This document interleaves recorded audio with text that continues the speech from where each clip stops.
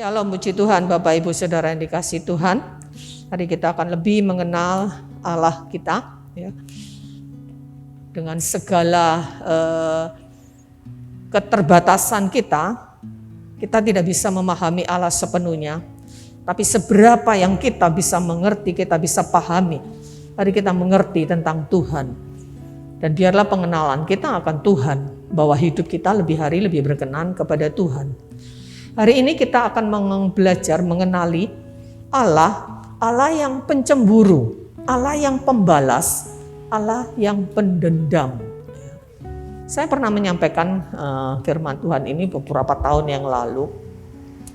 Tapi dalam konteks kita untuk mengenal Tuhan, kita perlu lebih lagi diingatkan ya, tentang firman Tuhan ini. Ya, dan kita percayai bahwa firman Tuhan itu selalu up to date sepanjang masa. Ya. Selalu ada hal-hal baru yang ingin Tuhan sampaikan ya, kepada kita setiap kali kita membaca firman Tuhan. Ya. Hari saya mengajak kita membaca kitab Nahum pasal 1 ayat 1 dan 2. Nahum 1 ayat 1 dan 2. Ucapan ilahi tentang Nineve, kitab penglihatan Nahum orang Elkos. Tuhan itu Allah yang cemburu dan pembalas. Tuhan itu pembalas dan penuh kehangatan amarah. Tuhan itu pembalas kepada para lawannya dan pendendam kepada para musuhnya.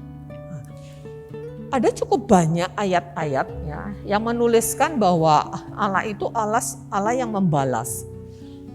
Allah yang melaksanakan pembalasan, ya, terutama di perjanjian lama. Dalam kitab Mazmur itu ada beberapa doa dari pemazmur yang memohon supaya Allah itu membalaskan ya, kejahatan orang, membalaskan dendam. Ya. Dan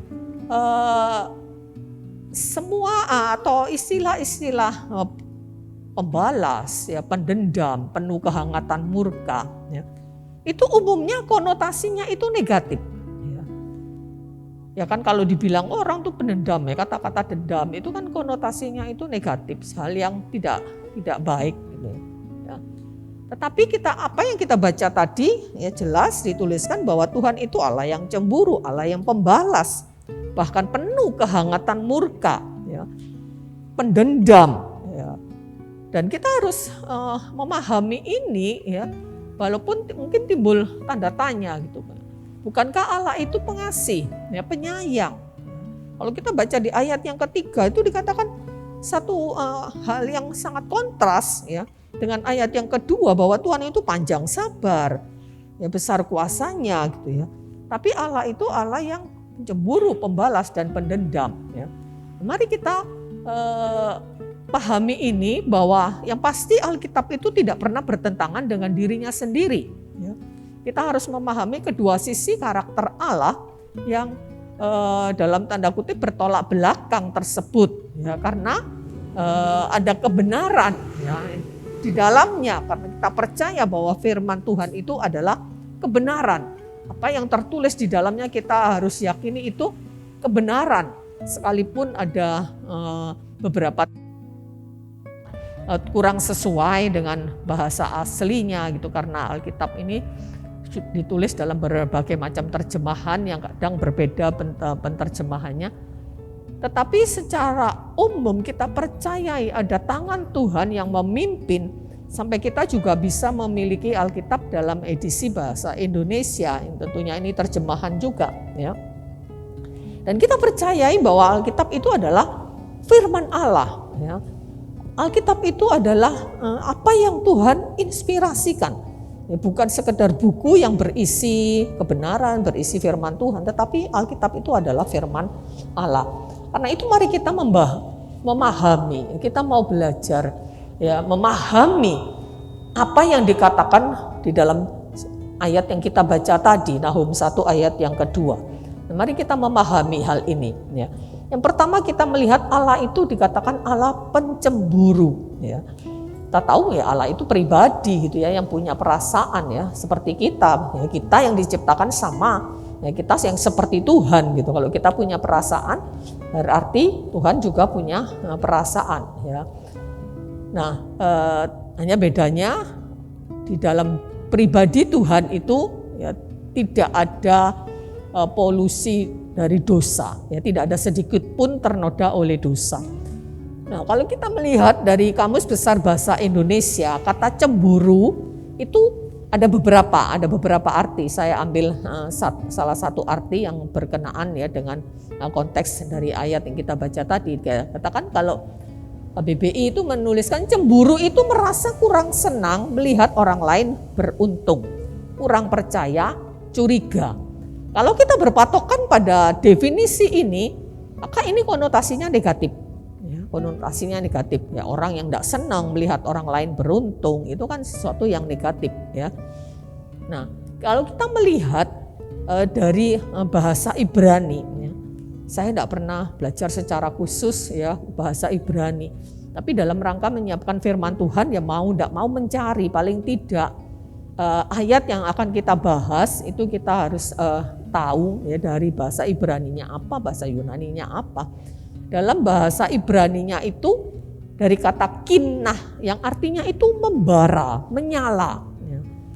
Dan terjemahan baru dengan bahasa Yunani itu memakai kata slov atau seo yang artinya itu mendidih, artinya itu semangat. Ya. Nah, Alkitab bahasa Inggris menerjemahkan kata cemburu di dalam Alkitab kita bahasa Indonesia ada beberapa banyak ayat yang menuliskan Allah itu cemburu gitu ya dalam terjemahan lama maupun di dalam perjanjian lama maupun perjanjian baru. Nah, Alkitab bahasa Inggris memakai dua kata kalau di Alkitab kita cemburu ya, tapi di Alkitab bahasa Inggris memakai dua kata jealous yang artinya cemburu. Ini yang paling banyak ya. Dan hanya beberapa ayat yang memakai kata envy atau iri hati. Contohnya di 1 Korintus 13 ayat 4 itu dikatakan kasih itu tidak cemburu. Dalam Alkitab kita katanya kata yang dipakai sama cemburu. Tapi dalam Alkitab bahasa Inggris memakai kata envy, iri hati. Ya, ini sebetulnya lebih benar yang iri hati. Kalau disebut kasih itu tidak cemburu, kalau kita nanti belajar tentang kecemburuan Allah, ya kasih itu harus cemburu gitu ya dalam konteks sesuai dengan karakter yang Tuhan miliki bahwa Allah itu juga Allah yang cemburu ya. Jadi kita bahasa Inggris lebih memakai kata jealous ya. Nah, cemburu itu positif atau negatif ya. Positif atau negatif ya. Nah, cemburu ini bisa positif dalam kaitan jika itu mempertahankan apa yang menjadi haknya ya. Dan menjadi negatif dalam kaitan kalau itu menginginkan yang bukan haknya, sama dengan iri hati, ya. Sama dengan iri hati. Ya. Jadi cemburu itu bisa positif kalau itu berkaitan dengan mempertahankan apa yang menjadi haknya. Ini bedanya dengan iri hati. Kalau iri hati itu menginginkan apa yang bukan menjadi haknya. Ya, jadi kita harus pahami perbedaan ini. Ya. Jadi katakan Allah yang cemburu. Ya, kita harus percaya bahwa ini adalah sesuatu yang positif karena tidak ada yang negatif dari dalam diri Allah. Nah, tidak ada yang salah dengan karakter Allah, dengan kepribadian Allah, tidak ada yang salah. Ya, jadi kita harus pahami bahwa yang dimaksud dengan kecemburuan Allah itu adalah sesuatu yang positif. Ya, dan kita akan melihat positifnya itu di mana. Ya. Jadi istilah cemburu dalam konteks yang berhubungan dengan Allah itu lebih tepat diterjemahkan sebagai semangat. Seperti saya sampaikan tadi di dalam bahasa Yunaninya itu artinya mendidih atau semangat. Dalam bahasa Ibraninya kinah itu artinya menyala-nyala, membara. Ya. Jadi kata cemburu yang dikenakan kepada Allah itu harus kita terjemahkan sebagai satu semangat Allah. Semangat untuk apa? Yang pertama semangat untuk mempertahankan kekudusan Allah. Ya. Semangat untuk mempertahankan kekudusan Allah. Karena itu dia harus cemburu jika ada hal-hal yang akan mengganggu kekudusan Tuhan. Yang akan menciderai kekudusan Tuhan. Kita baca dalam Yehezkiel 39 ayat 25, Yehezkiel 39 ayat yang ke-25 dikatakan begini, oleh sebab itu beginilah firman Tuhan Allah. Sekarang aku akan memulihkan keadaan Yakub dan akan menyayangi seluruh kaum Israel, dan cemburuku timbul untuk mempertahankan namaku yang kudus. Jadi kecemburuan Tuhan itu semangat Allah untuk mempertahankan namanya yang kudus. Dia akan mencemburui, dia akan tidak, atau dalam konteks yang tidak setuju, ya, tidak suka dengan segala hal yang mengganggu kekudusan namanya. Ya. Jadi itulah kecemburuan Tuhan. Kalau kita melihat arti ini, berarti ini sesuatu yang positif. Bagaimana Tuhan itu berusaha untuk mempertahankan kekudusannya. Ya. Tidak boleh ada yang mencederai, ya, kekudusan Tuhan. Nah, yang kedua, kecemburuan Tuhan itu berhubungan dengan semangat Tuhan untuk mempertahankan keakuannya. Ya, ini ya mirip dengan tadi, ya, kekudusan Tuhan itu tidak hanya berbicara soal dosa sebagai lawan dari kekudusan, tetapi juga kekhususan Allah. Ya. Nah, di kedua ini bahwa kecemburuan Tuhan itu berhubungan dengan semangat Tuhan untuk mempertahankan keakuannya. Dalam Keluaran 3 ayat 14 ketika Tuhan memperkenalkan dirinya kepada Musa, ya, Musa mungkin tanya, siapa namamu? Tuhan mengatakan, aku adalah aku, akulah aku. Artinya aku ya aku, tidak ada yang lain. Ya, ini mengandung makna bahwa hanya Dia satu-satunya, ya, tidak ada yang lain. Orang boleh mempercayai ada banyak Allah, ya, ada orang yang percayai bahwa Allah yang menciptakan langit bumi itu Allah yang paling berkuasa. Ya, kalau istilah paling itu berarti ada yang tidak paling. Ya kan, kalau kita paling pintar berarti ada yang tidak pintar, ada yang lain.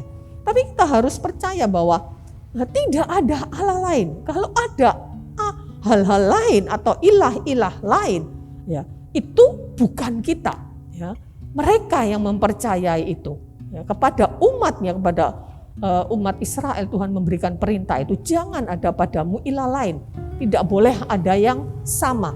Hanya Tuhan yang satu-satunya, ya, yang boleh disembah. Ya. Di ayat Keluaran 34, di ayat Keluaran 34 ayat yang ke-14 itu dituliskan, sebab janganlah engkau sujud menyembah kepada Allah lain, karena Tuhan yang namanya cemburuan adalah Allah yang cemburu. Amin. Ada 2 kali penekanan. Ya. Namanya Tuhan itu namanya cemburuan, dan Dia adalah Allah yang cemburu. Ya. Jadi hanya Dia satu-satunya yang boleh disembah, tidak boleh ada yang lain. Ulangan 5 juga tentang perintah yang diberikan oleh Tuhan kepada umat Israel. Ya. Dan Dia tidak akan memberikan. Ya, ada ayat-ayat yang mungkin tidak kita baca, tapi Bapak Ibu bisa pelajari lagi, ya, firman Tuhan ini, ya, bahwa dengan membaca ayat-ayat yang mungkin tidak sempat kita baca, bahwa Dia tidak akan memberikan kemuliaannya kepada yang lain. Yesaya 42 ayat yang ke-8. Ulangan 13 ayat 16 sampai 21, ya, dituliskan bahwa mereka itu membangkitkan cemburuku dengan yang bukan Allah, tapi mereka jadikan Allah, sehingga membangkitkan cemburu Tuhan. Karena apa? Umat Israel itu dalam perjalanan, ya, di padang gurun, berulang kali mereka itu ikut, ya, kepada berhala-berhala bangsa-bangsa yang di tempat di mana mereka akan tuju. Ada bangsa orang Amori, orang Het, orang Peris, orang Yebus, ya. Dan mereka ikut-ikutan menyembah, ya, Allah yang dikatakan itu bukan Allah. Dan mereka menyembahnya dijadikan sama seperti Allah. Dan itu menimbulkan tidak hanya cemburu, menimbulkan sakit hati Tuhan, ya, dengan berhala-berhala mereka. Jadi Tuhan hanya Dia, ya, yang boleh disembah. Ya, saya yakin dalam hal ini mungkin kita tidak menyembah, ya, secara ritual gitu, ya, ada dewa-dewa, Allah-Allah atau benda-benda, ya mungkin jimat-jimat kita sembah, ya saya harap kita semua sudah lepas dari itu. Tapi mungkin juga ada hal-hal yang kita jadikan itu lebih, atau yang kita sukai, atau kita prioritaskan waktu hidup kita untuk hal-hal yang tersebut lebih daripada Tuhan, yang kita sayangi lebih daripada Tuhan, yang kita kejar lebih daripada Tuhan. Mungkin itu nama baik, kekuasaan, harta, kekayaan, ya. Itu sama dengan kita membangkitkan kecemburuan Tuhan. Ya, ketika hati kita lebih tertuju kepada hal-hal itu, kita menjadikan Tuhan hanya sebagai objek, objek pertolongan. Seringkali saya singgung hal ini. Kita sering menjadikan Tuhan itu hanya sebagai objek, bukan menjadi subjek. Kemarin saya lihat sekilas di Instagram, itu ada yang mengupload gini. Seringkali kita itu minta Tuhan menyertai kita. Di Yakobus itu juga tulisan melibatkan Tuhan di dalam segala urusan gitu ya. Kita mau berusaha ini, kita mau punya rencana ini, itu libatkan Tuhan. Di apa yang saya lihat di Instagram itu tuliskan mengatakan begini. Ya tidak salah memang kita melibatkan Tuhan, tetapi mari kita pahami, jangan kita itu punya sikap Tuhan itu suruh, Tuhan yang begitu dahsyat, begitu luar biasa, begitu hebat. Tuhan itu suruh terlibat dengan urusan-urusan kita yang kadang urusan remeh-temeh, urusan hal-hal duniawi, urusan-urusan itu. Ya tidak salah, kita memang tidak boleh melepaskan Tuhan gitu. Tapi mari jangan menjadikan Tuhan itu untuk terlibat, untuk membuat kita sukses dalam usaha, untuk membuat kita berhasil. Tapi mari kita yang melibatkan diri di dalam rencana Tuhan yang besar. Urusan kita kalau sekedar urusan pekerjaan, urusan mencari nafkah, urusan hidup di dunia, ini hal-hal yang sangat remeh di hadapan Tuhan.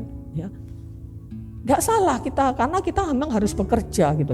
Tapi mari segala hal yang kita lakukan, itu mari kita fokuskan kepada kekekalan.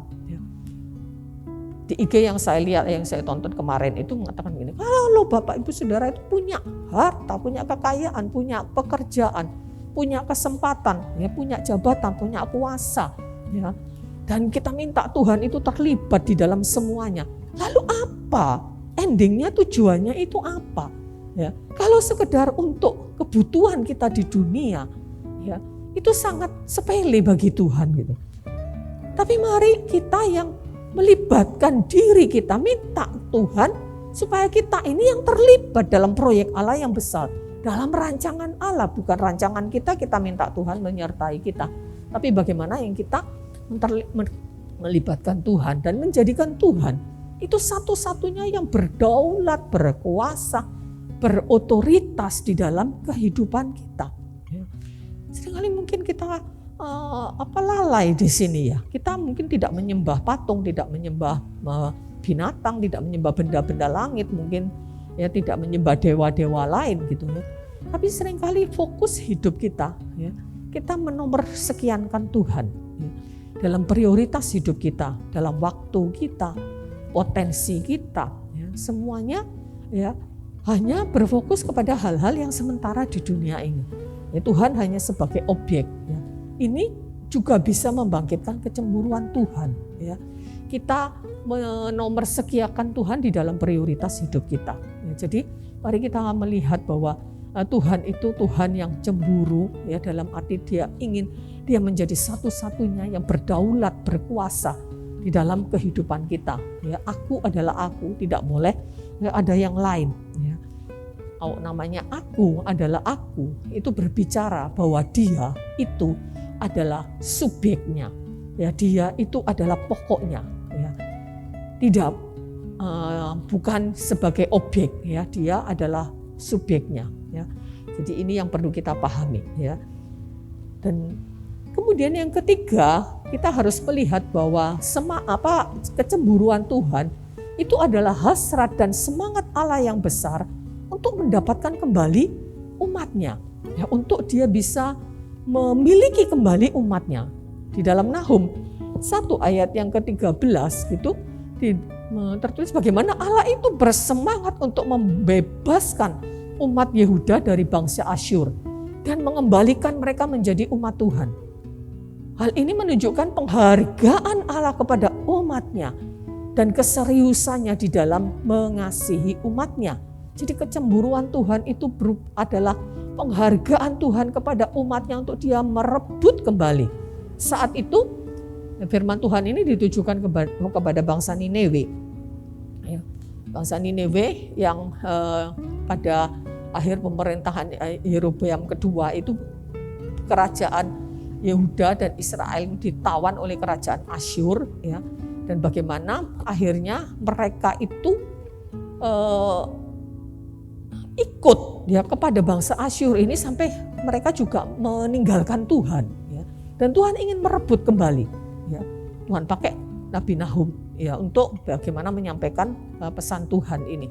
Jadi kecemburuan Tuhan itu adalah hasrat dan semangat Tuhan yang besar untuk dia bisa mendapatkan kembali umatnya. Ya, demikian juga dengan kita. Ya. Allah akan cemburu ya dengan hal-hal yang sampai merebut perhatian kita dari Tuhan, yang sampai merebut kedekatan kita dengan Tuhan. Ya. Dan Allah akan berusaha ya untuk merebut ya kita kembali umatnya. Ya. Kita percaya bahwa perlakuan Tuhan ya kepada bangsa Israel yang sebagai bangsa yang dikhususkan, bangsa pilihan, ya, itu juga sama dengan perlakuan Tuhan kepada kita juga, yang kita yakini bahwa kita adalah umat pilihan Tuhan. Ya. Kita bisa percaya Tuhan, ini karena rancangan Tuhan, karena pilihan Tuhan, karena anugerah Tuhan. Dan dia akan hargai kita umatnya. Dia akan berusaha mempertahankan kita. Ya. Bagaimana caranya dia akan berusaha ya untuk menjadikan kita ini miliknya Tuhan, ya, orang-orang kesayangannya Tuhan. Itulah ya arti daripada kecemburuan Tuhan. Jadi kecemburuan Tuhan harus kita melihatnya sebagai semangat Tuhan untuk mempertahankan kekudusannya, semangat Tuhan untuk mempertahankan kesubjektivitasnya, ya, keakuannya bahwa Dia adalah aku, tidak ada yang lain. Dan semangat untuk mendapatkan kembali, untuk merebut kembali umatnya. Ini bagian yang pertama tentang Allah itu Allah yang cemburu. Dan kemudian yang kedua tadi kita melihat bahwa Allah itu Allah yang pembalas dan pendendam. Ya. Ini konotasinya negatif kan, dendam itu sesuatu yang tidak baik secara umum gitu ya. Tapi kita melihat ya, bagaimana ya dengan sikap Tuhan ya, karakter Tuhan yang seperti ini ya. Dalam Mazmur 79 ayat 5 dan 6 itu tertulis ini, berapa lama lagi ya Tuhan? Apakah engkau akan marah selamanya? Apakah kecemburuanmu akan berkobar seperti api?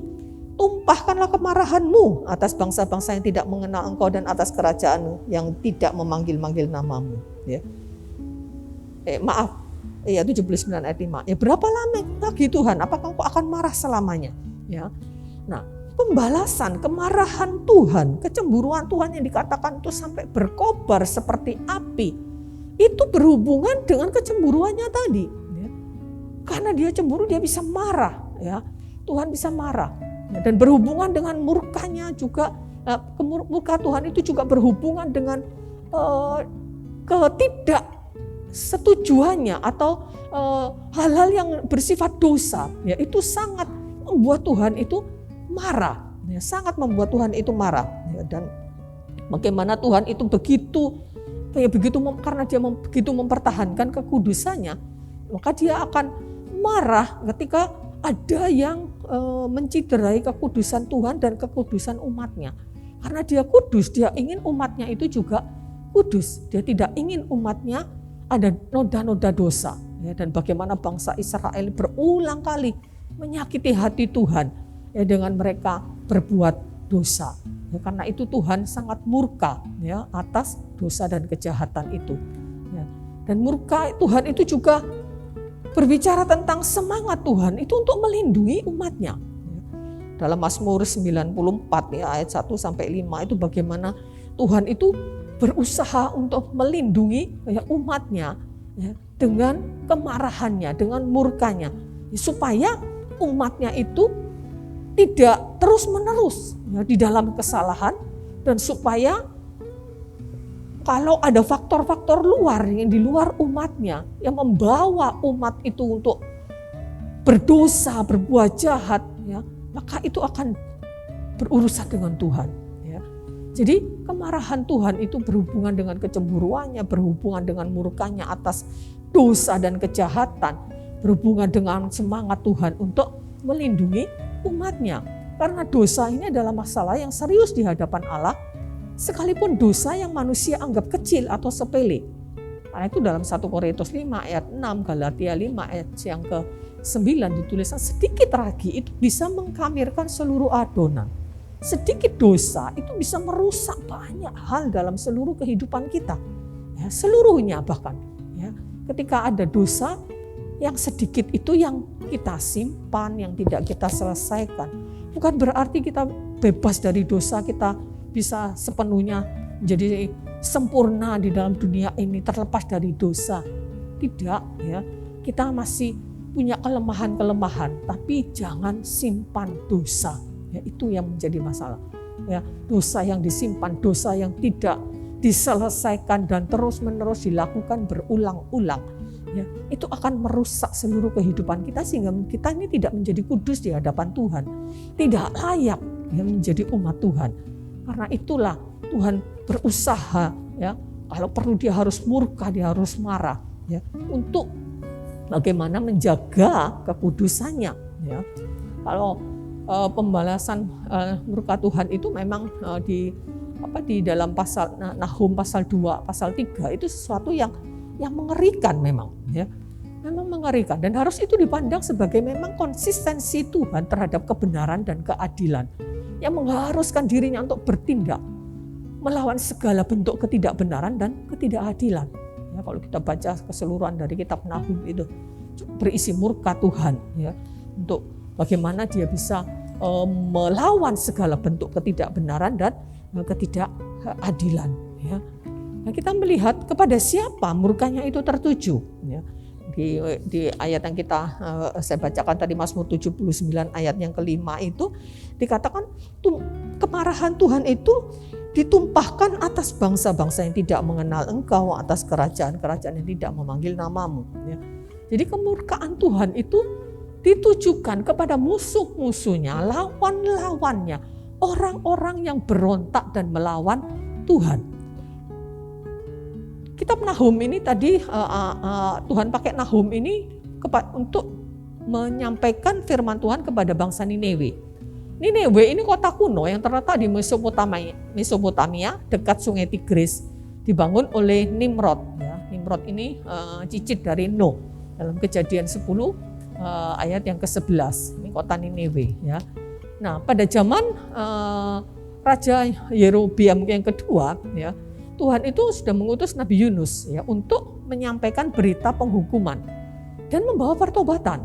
Ya, membawa pertobatan. Kita lihat, kita tahu semua cerita Yunus, bagaimana Yunus awalnya menolak, ya, untuk pergi ke Niniwe karena Niniwe ini bangsa yang sangat jahat. Ya. Tapi akhirnya ketika Yunus menyampaikan firman Tuhan, bangsa itu bertobat, dari raja sampai kepada rakyat sampai hewannya, ya, disuruh bertobat, disuruh berpuasa. Ya.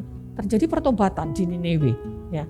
Tetapi kemudian ketika muncul kerajaan Asyur, ya, Niniwe itu dijadikan ibu kota dan Niniwe ini seperti saya katakan tadi ikut, ya, di dalam kejahatan Asyur. Mereka sudah bercampur baur dengan Asyur ketika itu. Ya. Jadi kemudian Tuhan mengutus Nahum untuk melawan, ada 3 kejahatan besar yang dilakukan oleh Asyur dan Niniwe. Ya. Mereka itu tidak hanya melawan Israel, ya, Asyur itu tidak cuma melawan Israel, tapi melawan Tuhan. Ya, dalam pasal 1, itu semua dari kitab Nahum, ya, Nahum 1 ayat 9 dan 11. Mereka mencemoohkan hukum dan tatanan moral Allah. Ya, Nahum 2 ayat 13, Nahum 3 ayat yang keempat. Kemudian terjadi keserakahan yang menimbulkan berbagai macam kejahatan yang luar biasa. Sampai dikatakan seperti singa muda yang terus-menerus menerkam dan mencapik-capik musuhnya. Dan orang Israel, kerajaan utara ini yang ditawan ini sampai dibinasakan habis oleh Nineve. Jadi begitu rupa kejahatan daripada Nineve ini. Tapi kita lihat bagaimana ya Tuhan itu masih berusaha bagaimana untuk menyelamatkan orang-orang Nineve dan umat Tuhan yang sudah bercampur baur dengan Asyur pada saat itu, di mana Nineve menjadi ibu kotanya. Jadi Nabi Nahum ini diutus Tuhan itu kurang lebih 75 tahun setelah Nabi Yunus. Dan itulah yang Tuhan lakukan. Dengan ayat yang kita baca tadi, itulah tujuan Tuhan. Untuk merebut, untuk membawa kembali umat ini untuk menjadi umat Tuhan, mengingatkan mereka. Jadi segala yang mengancam kekudusan dan kehormatan dan nama baik dan kemuliaan Tuhan, itu akan menjadi objek kecemburuan dan dendam Tuhan. Hal-hal yang bisa mengancam kekudusannya, kemuliaannya, itu akan menjadi objek kecemburuan dan dendam Tuhan. Jadi murkanya itu hanya tertuju kepada mereka yang dengan terang-terangan melawan Tuhan, memberontak kepada Tuhan, dan bersikeras untuk mempertahankan dosa dan kejahatan.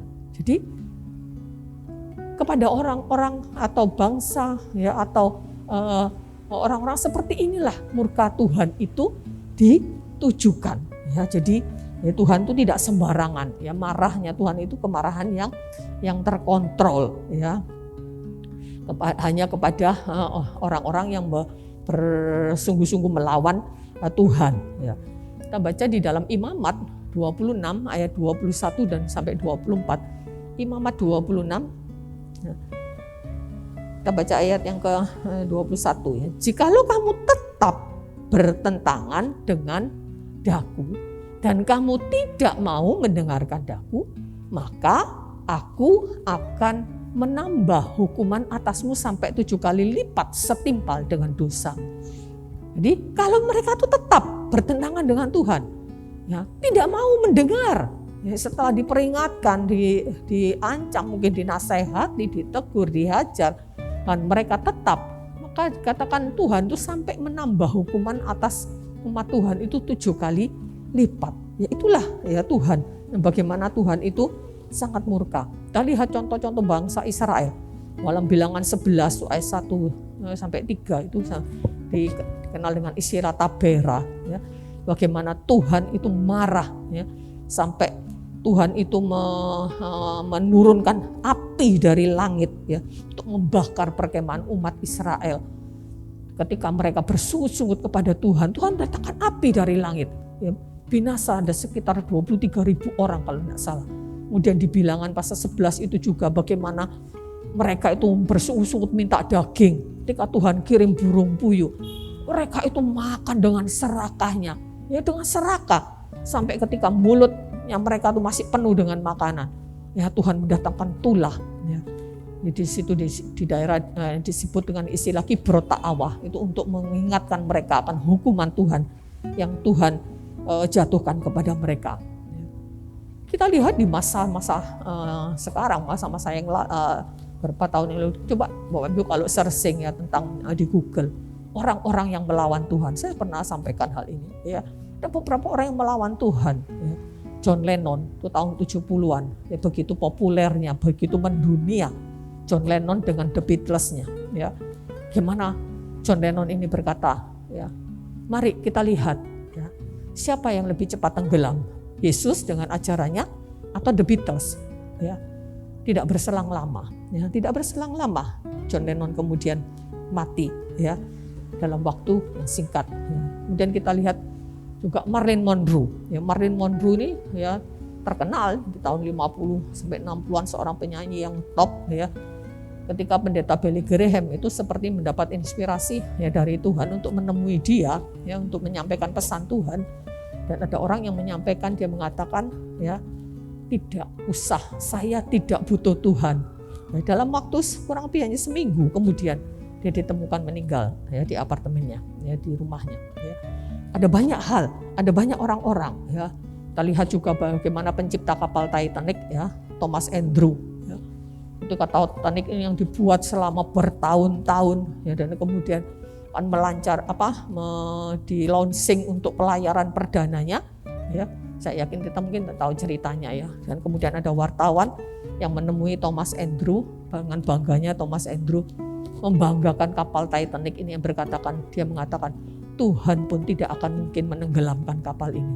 Berlayar perdana hanya 4 hari ya, di tahun 1912 ya, 10 April 1912 pelayaran perdana 4 hari, hanya berlayar 4 hari, menabrak gunung es, hancur ya. Itu bukti orang-orang yang melawan. Ada banyak lagi orang-orang yang melawan Tuhan. Bagaimana Tuhan begitu murka. Orang-orang yang sengaja melawan Tuhan, ya, menghina Tuhan. Ya. Kita lihat di bangsa Israel bagaimana Tuhan menghukum ya kepada Korah, Datan dan Abiram ketika mereka melecehkan Musa juga. Ya. Tuhan langsung membuka bumi ini terbelah dan mereka terkubur hidup-hidup. Ya. Jadi bagaimana kita melihat murka Tuhan itu tertuju kepada orang-orang ya yang memberontak, melawan, menghina Tuhan. Ya. Saya yakin kita semua tidak akan sampai seperti ini ya. Kita tidak berdoa, kita tidak seluruh jemaat Tuhan tidak akan sampai melawan Tuhan. Tapi dengan kita mungkin kita melalaikan Tuhan atau tidak memprioritaskan Tuhan, itu juga menyakiti perasaan Tuhan juga ya. Mungkin Tuhan tidak mungkin sampai murka seperti itu kepada kita kalau kita tidak sengaja melawan, menghina Tuhan. Dan kita harus percaya juga murka Tuhan itu selalu tidak pernah terlepas dari kasih dan kesabarannya. Karena Tuhan ini pribadi Tuhan ini, Tuhan itu kasih, itu melekat ya, kasih Tuhan itu melekat. Jadi ketika dia murka, ya kasihnya pun tetap ada di dalam dirinya. Tidak ketika Tuhan itu murka, kasihnya atau karakter kasihnya dia tinggalkan, kesabarannya dia tinggalkan, tidak ya. Allah itu pribadi yang lengkap ya, dengan yang utuh gitu ya, yang tidak terpisah-pisah ya. Bagaimana di dalam kitab Nahum 1 tadi ayat 3 itu kita baca Allah itu Allah yang panjang sabar ya. Di dalam Yoel 2 juga ayat 13 sesungguhnya Allah itu pengasih, penyayang, panjang sabar. Dalam bahasa Inggrisnya itu slow to anger ya. Lambat untuk marah, tidak seketika marah ya. Berlimpah-limpah kasih setianya ya. Tidak pernah terlalu cepat untuk marah dan seringkali tidak bertahan dalam murkanya. Tidak tahan sebetulnya Tuhan itu marah. Mika 7 ayat 18. Dia tidak bertahan di dalam murkanya. Jadi kita harus pahami bahwa murka Tuhan itu ya tidak pernah terlepas dari kasih dan kesabarannya. Dan yang kita harus percayai itu pasti untuk kebaikan umatnya. Ya. Nah, yang lebih penting sekarang bagaimana tanggapan atau respon kita terhadap karakter Allah ini. Ya. Kita memahami, ya, mengenal Allah dan itu harus membuat kehidupan kita untuk merespon terhadap pengenalan kita akan Tuhan. Itu tidak sekedar tahu, oh iya sekedar di otak ya, jadi pengetahuan, tidak. Tapi biar setiap firman Tuhan, setiap apa yang kita dengar, pengenalan kita akan Tuhan, itu membawa dampak kepada pribadi kita. Bagaimana kita lebih lagi hormat kepada Tuhan, lebih takut akan Tuhan, lebih setia lagi, dan pengenalan kita kepada Tuhan. Itu saya yakin kalau kita sungguh-sungguh rindu untuk mengenal Tuhan, mencari tahu tentang Tuhan, itu akan berdampak. Ya. Tidak akan berdampak dalam kehidupan kita. Nah, pengenalan kita akan kecemburuan Tuhan, akan kemarahan Tuhan itu harus membuat kita itu tidak menganggap remeh dosa, sekecil apapun. Karena jika dipertahankan dan tidak bertobat, ya dosa mungkin kita anggap remeh, bohong kecil-kecil, ya bohong sedikit-sedikit kok. Tapi ketika itu kita tidak pernah bertobat, ya, kita tidak pernah berusaha berubah ya dari hal ini, maka itu juga akan bisa mendatangkan murka Tuhan. Anak yang dikasihi itu pun bisa Tuhan hajar. Ya. Justru anak yang dikasihi itu tuh kata di dalam Ibrani 13 Tuhan itu menghajar. Di manakah ada anak yang tidak dihajar oleh orang tuanya? Ya. Tuhan akan menghajarnya. Karena apa? Ya. Tuhan tidak bisa menganggap remeh dosa ya, sekecil apapun. Ya. Nah kemudian sikap kita yang kedua adalah jangan menganggap tidak ada masalah. Ya, ketika sepertinya Tuhan itu tidak apa-apa kok, baik-baik saja. Sepertinya Tuhan tidak bertindak apa-apa. Ya.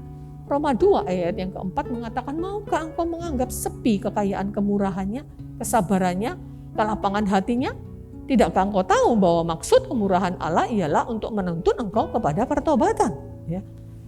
Jangan menganggap sepi kekayaan kemurahan Tuhan. Ya. Jangan menganggap sepele kalau rasanya semuanya berjalan baik-baik kok. Ya, Tuhan gak marah. Ya. Ya, saya tidak ibadah, saya tidak berdoa juga tidak apa-apa itu. Ya, saya tidak pernah rindu kepada Tuhan. Ya, tidak pernah sungguh-sungguh ya mencari Tuhan, kok ya enggak apa-apa ya. Kok sepertinya enggak ada masalah ya. Ingat, Tuhan itu sabar ya untuk tetap berusaha memimpin kita kepada pertobatan. Jadi jangan ada dosa, kelemahan, karakter-karakter yang buruk yang terus dipertahankan sampai kita dari tahun ke tahun melewati tahun demi tahun ya tetap begitu saja. Ya tidak ada perubahan. Mari kita berusaha lebih baik lagi ya, di hadapan Tuhan. Makin dekat dengan Tuhan, Tuhan itu akan makin membentuk kita. Ya. Jadi jangan menganggap remeh, ya, jangan menganggap sepi ya, kekayaan kemurahan Tuhan. Ya, sepertinya tidak ada tindakan apa-apa dari Tuhan. Nah, sikap kita yang berikutnya jangan takut ya terhadap hukuman Allah. Ya. Kalau kita berdosa, kita bersalah, lebih baik jatuh ke tangan Allah ya, daripada ke tangan iblis. Ya. Lebih baik jatuh, Tuhan itu mau hajar kita, kita percayai hajaran Tuhan itu selalu disertai dengan kasih Tuhan. Ya, lebih baik dihajar Tuhan. Ya. Daripada seperti jemaat di Korintus itu, Tuhan juga marah kepada jemaat Korintus yang penuh dengan karunia. Tapi di situ ada dosa yang begitu luar biasa di tengah jemaat Korintus. Ada dosa perzinahan, ada dosa homoseksualitas itu yang begitu rupa. Ya, bahkan tidak hanya sesama jenis, ya mereka melakukan percabulan dengan binatang juga. Sampai Tuhan sudah serahkan mereka kepada iblis, ya, biar binasa tubuhnya, ya, tapi jiwanya diselamatkan. Ya. Daripada kita jatuh ke tangan iblis, lebih baik kita bertobat, serahkan diri ke tangan Tuhan. Jangan sampai Tuhan yang bertindak. Ya. Pada jemaat di Korintus itu sampai Tuhan katakan, serahkan udah di tangan iblis, terserah mau diapain sama iblis. Celaka ya kalau sampai terjadi seperti itu. Maka karena itu Bapak Ibu Saudara Tuhan yang dikasihi Tuhan, jangan takut ya terhadap hukuman Tuhan.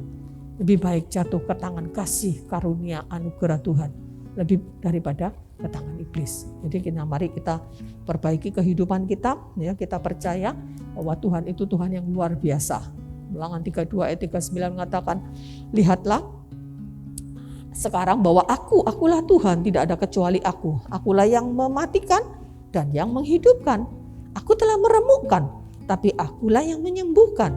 Dan seorang pun tidak ada yang dapat melepaskan dari tanganku. Ayub 5 ayat yang ke-18 mengatakan, dia melukai, tapi dia juga membebat. Dia memukul, tetapi tangannya menyembuhkan juga. Jadi itulah Tuhan kita, ya, Tuhan yang marah mungkin harus memukul kita, tetapi dia yang menyembuhkan, dia yang melukai.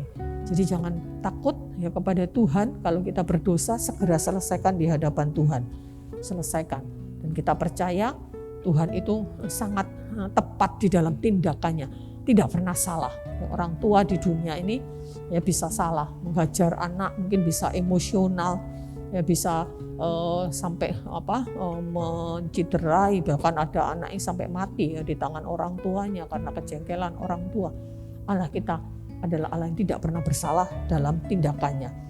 Ya, karena itu juga jadi bagian kita juga adalah mari kita memiliki semangat seperti Tuhan untuk selalu mempertahankan kekudusan dan kebenaran pribadi kita terutama. Selain itu juga kita menjaga kekudusan keluarga kita, ya, menjaga kekudusan gereja kita, bahkan kekudusan bangsa ini. Ya. Jangan pernah ada Tuhan lain, andalan lain selain Allah kita, Allah Tritunggal yang Esa, pencipta segala-galanya. Nah itu Bapak Ibu Saudara yang dikasihi Tuhan, mari kita memiliki semangat untuk mempertahankan seperti Tuhan. Ya. Kita juga memiliki kecemburuan yang positif, ya, kecemburuan yang positif, murka, kemarahan juga yang positif. terhadap dosa. Ya, jangan malah berbaik-baikan ya dengan dosa, kompromi. Tidak, kita harus punya sikap yang tegas terhadap dosa sekecil apapun itu. Ya, karena harus kita sebagai anak-anak Tuhan, kita belajar tentang Tuhan dan biar karakter Tuhan itu juga ya mempengaruhi kehidupan kita, mempengaruhi pola hidup kita, pola berpikir kita, mempengaruhi sikap kita, bagaimana sikap Tuhan terhadap dosa, demikianlah seharusnya sikap kita juga terhadap dosa.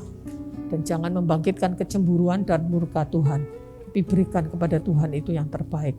Jangan sampai Tuhan itu sakit hati ya dengan kita. Tuhan itu sudah begitu rupa kebaikannya kepada kita. Ya, Dia yang sungguh luar biasa, itu luar biasa baiknya. Jangan sampai menimbulkan sakit hati Tuhan ya, dengan kehidupan kita yang sembarangan. Mari kita Bapak Ibu yang dikasih Tuhan, ya, kita mengenal Tuhan, Allah yang cemburu, Allah yang pembalas, Allah yang pendendam, penuh kehangatan murka, tapi Allah yang begitu luar biasa dalam kehidupan kita. Amin.